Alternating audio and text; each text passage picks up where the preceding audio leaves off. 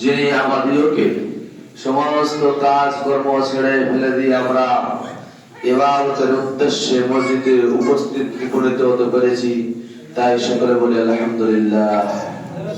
তারপরে পরে আমাদের ধর্মের গুরু, ধর্মের নেতা, সর্বকালের সর্বযুগের সর্বশ্রেষ্ঠ মহামানব জনাব মুহাম্মদুর রাসূলুল্লাহ, সকলে বলি সাল্লাল্লাহু আলাইহি ওয়াসাল্লাম, তিনার প্রতি সহস্র শান্তির ধারা বর্ষিত হোক। আল্লাহুম্মা সাল্লি আলাইহি ওয়া সাল্লিম বারিক আলাইহি।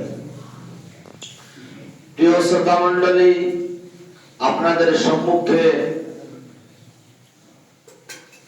মহান আল্লাহ তাআলার পবিত্র বাণী, পবিত্র আল কোরআন থেকে সূরাতুল বাকারা সূরা নাম্বার 2 আয়াত নাম্বার 264 কিছু অংশ তেলাওয়াত করেছি।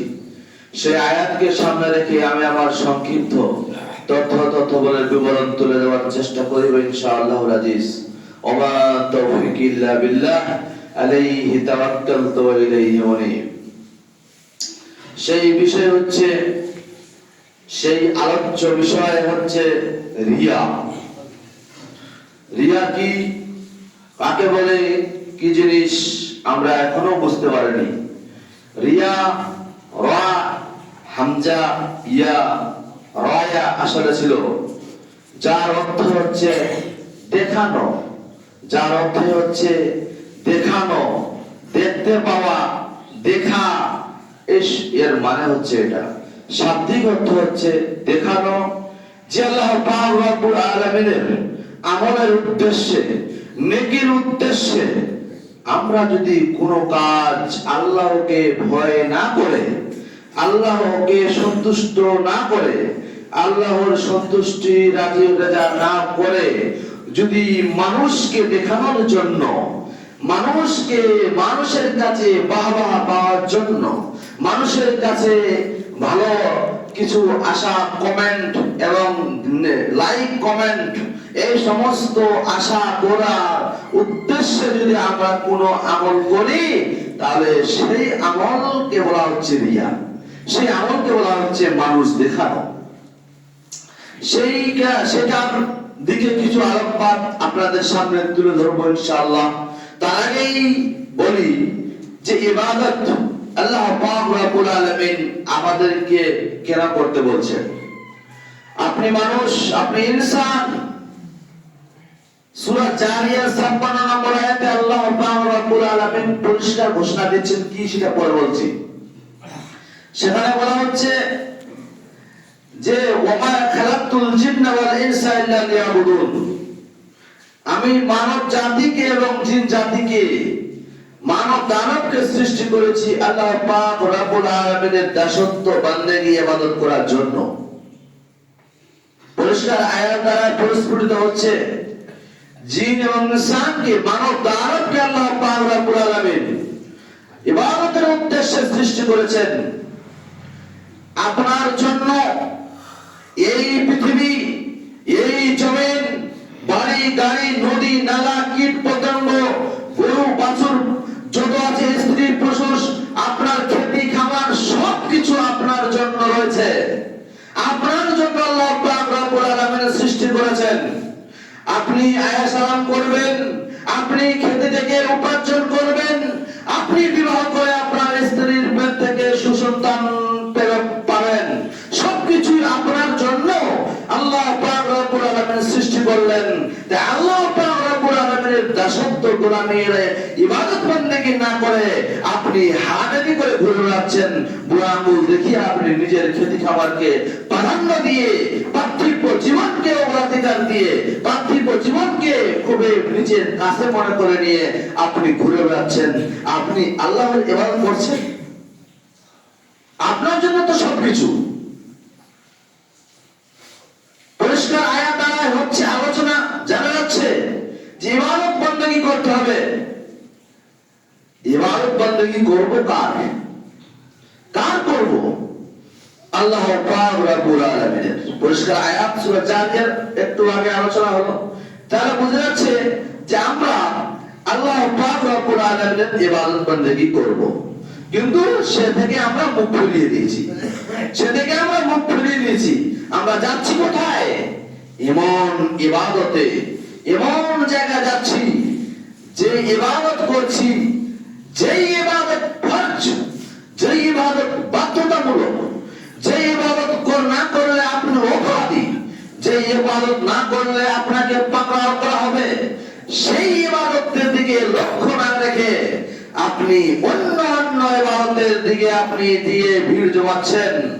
কিন্তু এই ইবাদত দিকে, এই আপনার জন্য আল্লাহ পাক রব্বুল আলামিন আকিমুস সালাহ, আকিমুস সালাহ যে অনেকবার কোরআনের আয়াতে নামাজের উদ্দেশ্যে বলা হচ্ছে, ফরজ সালাতের উদ্দেশ্যে বলা হচ্ছে, আপনি সেই দিকে ঘুরপাক না করে যেখানে রয়েছে আনন্দ, যেখানে রয়েছে লোকের ভিড় ভাট্টা, সেখানে গিয়ে আপনি ফরজ ইবাদতকে বাদ দিয়ে নফল সুন্নাহ ফরজে কিফায়াতে আপনি লান দাঁড়াচ্ছেন আজকে মুসলিম সমাজ।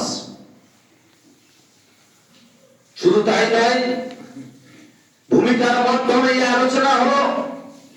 এখন চলে আসি, আমি যে আপনাদের সম্মুখে আয়াত পড়েছি, যে আপনাকে বুঝালাম রিয়া, রিয়া শব্দের অর্থ হচ্ছে লোক দেখানো। আপনার ইবাদত বন্দেগী করবেন, আপনি আল্লাহ পাক রব্বুল আলামিনের দাসত্ব গোলামি চাকরামি করবেন, সেই ইবাদত যদি অ্যাকসেপ্টেড না হয়, সেই ইবাদত যদি আপনার কাছে আল্লাহর কাছে গ্রহণযোগ্য না হয়, সেই ইবাদত যদি অ্যাকসেপ্টেড আল্লাহর কাছে না হয়, সেই ইবাদত আপনার বাতিল, সেই ইবাদত আপনার গ্রহণযোগ্য নয়। সাপোজ উদাহরণ দিচ্ছি, মানুষের মাথায় ঈশায়ার ফলক নিয়ে, মানুষের মাথায় ঈশায়ার ফলক নিয়ে মানুষ আতঙ্কে আছে, মানুষ খুব গভীর আতঙ্কে আছে, মানুষ খাওয়া দাওয়া ছেড়ে দিয়েছে, মানুষ খুব গভীর আতঙ্কে আছে। আপনার নথি, আপনার কাগজপত্র যে আপনি দিচ্ছেন অ্যাকসেপ্টেড যদি না হয়, তাহলে আপনার যেমন ভয়াবহতা, আপনি যেমন নাগরিকত্ব বা আপনার জন্য একটা ভয়াবহতা সৃষ্টি হচ্ছে, কম্পন হচ্ছে আপনার হৃদয়ের মধ্যে। তাই আল্লাহ পাক রব্বুল আলামিনের ইবাদত বন্দেগী করবেন যদি ভুলভাল হয়ে যায়, যদি সেখানে যদি সঠিকটা না হয়, অ্যাকসেপ্টেড যদি না হয়, তাহলে আল্লাহ পাক রব্বুল আলামিন আপনাকে নেকি সওয়াবের ভাগীদার কি করে হবেন? কি করে হবেন? তাহলে বোঝা যাচ্ছে ইবাদত করতে গেলে আগে শিক্ষার প্রয়োজন, ইবাদত বন্দেগী করতে গেলে আগে শিক্ষার প্রয়োজন। আপনি এসের আতঙ্কে আছেন, আপনার এই কাগজ দিচ্ছেন, ওই কাগজ দিচ্ছেন, ঘুরে আসছে, হচ্ছে না, তাহলে আপনি আতঙ্কে আছেন, একটু পার্থক্য জীবনে আতঙ্কে আছেন। আপনি যে আমল করছেন, আপনি যে পাঁচ ওয়াক্ত সালাত আদায় করলেন না, আপনার জামাই বাড়িতে আসলো বা আপনার কুকুর বাড়িতে গেলেন, সেখানে গিয়ে আপনি ওরা সালাত আদায় করছেন, ওদের সঙ্গে লাইন দিয়ে দিলেন, আপনার কি রিয়া হলো না? আপনার লোক দেখানো হলো না? আপনার লোক দেখানো হলো কিন্তু কাজ করবেন বিবেকে আবেগে নয়, কাজ করবেন বিবেকে আবেগে নয়। আজকে আমি বলি যে আজকে আমাদের সমাজের মানুষ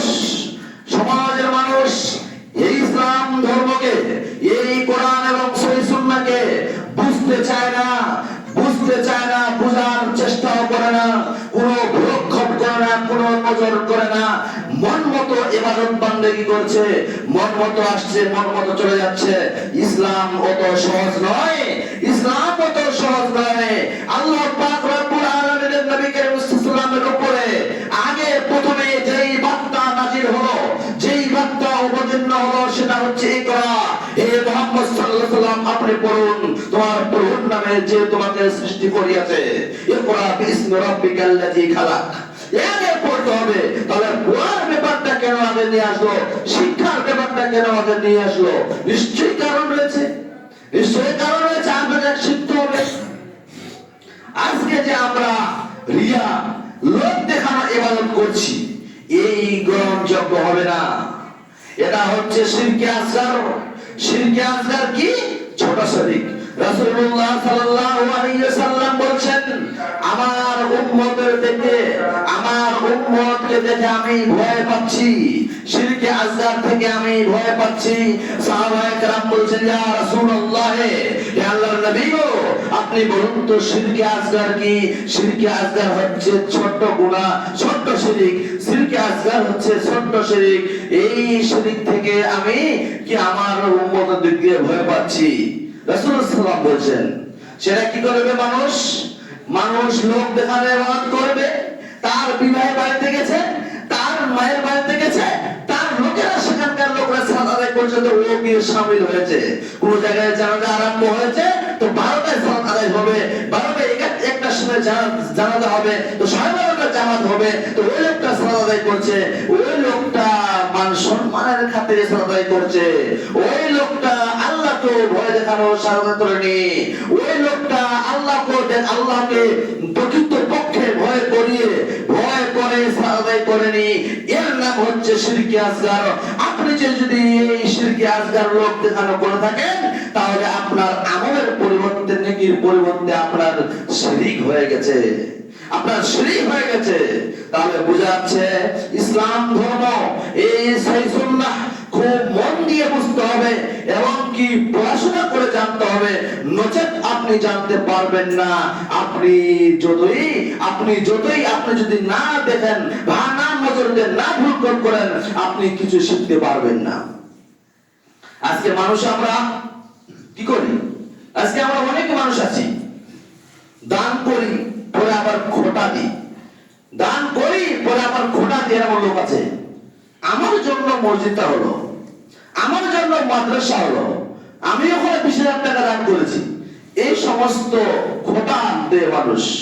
আল্লাহ পাক রব্বুল আলামিন সূরা বাকারার 264 নম্বর আয়াতে বলছেন, সেখানে বলছেন ইয়া আইয়ুহাল্লাযীনা আমানু লা তুবতিলু সাদাকাতিকুম বিল মান্নি ওয়াল আযা, বিল মান্নি ওয়াল আযা।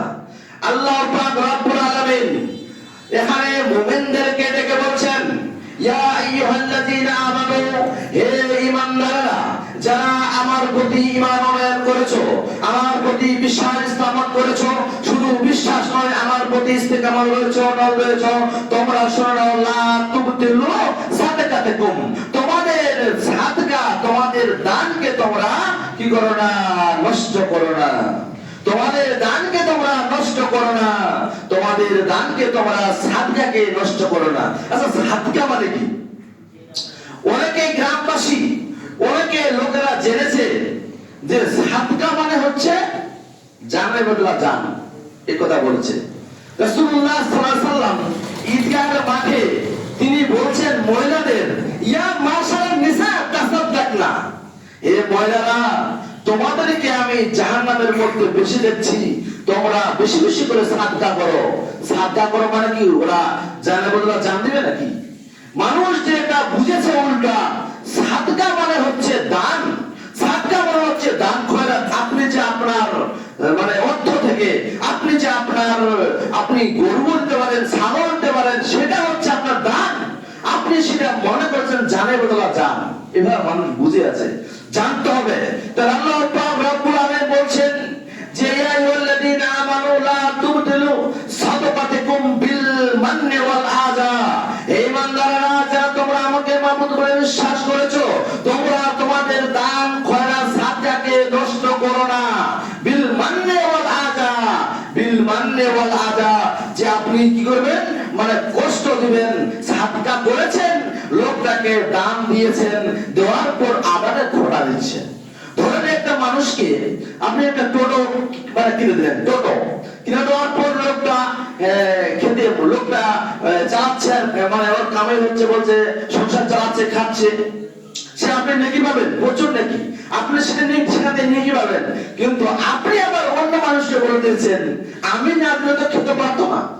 এই যে একটা ঘোড়া দিলেন, আমি ওকে কিনে দিয়েছি, ঘোড়া দিয়েছেন, আজকে থেকে যদি দেখা হলো 1 বছর পরেও যদি একটা লোক কালেকশনে আসছে, বলছে আমি এই লোকটাকে ওখানে সেদিন 200 টাকা দিয়েছিলাম, এই যে খোটা, এমন ভাবে দান করছেন, দান দিয়ে আবার খোটা দিবেন, এই দানকে আল্লাহ পাক রব্বুল আলামিন বলছেন তোমরা এটাকে নষ্ট করো না।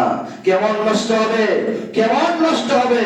বলছে ফামাসালুহু কামাসালি সাফওয়ানি আলাইহি তুরাব, মনে করে ধরে নেন একটা কালো একটা পাথর রয়েছে, সেই পাথরটা হচ্ছে চকচকে, সেই পাথরটার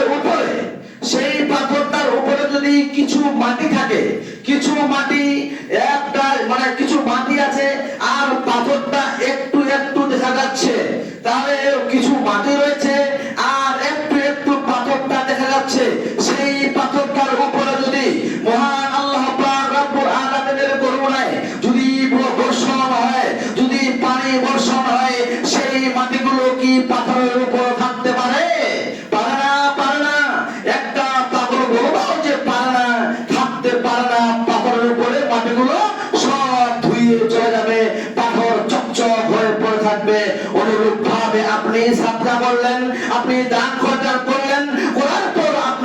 মানুষকে আবার খোটাবেন, আপনি যদি মানুষকে উল্টা কথা বলেন, তাহলে আপনি সওয়াব পাওয়ার তো দূর থাক, ওইভাবে আপনার নেকি, ওইভাবে যেভাবে আপনার কি হচ্ছে পাথর থেকে মাটিগুলো সরে গেছে, ওইভাবে আপনার নেকি সরে যাবে, আপনি বুঝতেই পারবেন না। তাহলে বোঝা গেল দান করে ভাবতে হবে, দান করেও ভাবতে হবে আমি যেন এটা কি সঠিক জায়গায় কাজে লাগাই, আমি যেন এটা সঠিক জায়গায় যেন কাজে লাগে, আজকে যেন সঠিক জায়গায় কাজে লাগে, যেন আমার মন্ত্রের মধ্যে, নিয়তের মধ্যে, আমার যেন অন্তরের অন্তরস্থল থেকে আমি যেন আল্লাহর উদ্দেশ্যে, মহান করুণাময় রব্বুল আলামিনের উদ্দেশ্যে যেন আমি দানটা করি। এইভাবে আল্লাহ পাক রব্বুল আলামিন বলছেন, তাই বলছেন আর বলছেন ওয়ালা ইউমিনু বিল্লাহি ওয়াল আখির, এবং যারা এই সমস্ত যারা কাজ করে আল্লাহ মানে মানুষকে দেখানো, যারা দান সাদকা খয়রাত করে, যারা মানুষকে দেখানো দান সাদকা খয়রাত করে, আল্লাহ পাক রব্বুল আলামিন বলছেন ওরা আল্লাহ এবং আল্লাহর রাসূলের প্রতি, আখিরাতের প্রতি তাদের ঈমান নেই, তাদের বিশ্বাস স্থাপন নেই। আয়াত দ্বারা পরিষ্কার প্রশ্নিত হচ্ছে যে আমাদের আল্লাহ পাক রব্বুল আলামিনের প্রতি ঈমান নিয়ে আসতে হবে, এবং আমরা দান করার পর আমরা খোটা দিব না, এটাই আমাদের থাকবে। তাহলে বলতে চাচ্ছিলাম মানুষ দেখায় ইবাদত, মানুষ দেখায় ইবাদত আমরা করব না, আল্লাহর সন্তুষ্টির জন্য আমরা আল্লাহ পাক রব্বুল আলামিনের কাছে ইবাদত বন্দেগী করব। আজকে সোশ্যাল মিডিয়ার যুগ, আজকে ফেসবুক, টুইটার, হোয়াটসঅ্যাপের যুগ, আজকে মানুষ সেই মোবাইলের উপরে যদি একটা ফকিরকে যদি একটা কোলা দেয়, তবুও একটা পিক ছবি তুলে দেখাচ্ছে, ছবি তুলে দেখাচ্ছে। এই যে এই ছবি তুলে দেখাচ্ছে, তুই একটা কোলা দে, যে কোলাটা আমি একটা ফকিরকে দিলাম, তো ছবি ছেড়ে মোবাইলে ছেড়ে দিচ্ছে, ফেসবুকে, সোশ্যাল মিডিয়া ছাড়ছে। এই সমস্ত উদ্দেশ্য কি? এদের উদ্দেশ্য কি? আল্লাহ পাক রব্বুল আলামিন ভালো জানেন। শুধু তাই নয়, একটা হাদিসে এসেছে, হাদিসে রাসূলুল্লাহ সাল্লাল্লাহু আলাইহি ওয়াসাল্লাম বলেছেন, তিন শ্রেণীর লোককে দিয়ে জাহান্নাম উদ্বোধন হবে, তিন শ্রেণীর লোককে দিয়ে জাহান্নাম উদ্বোধন হবে।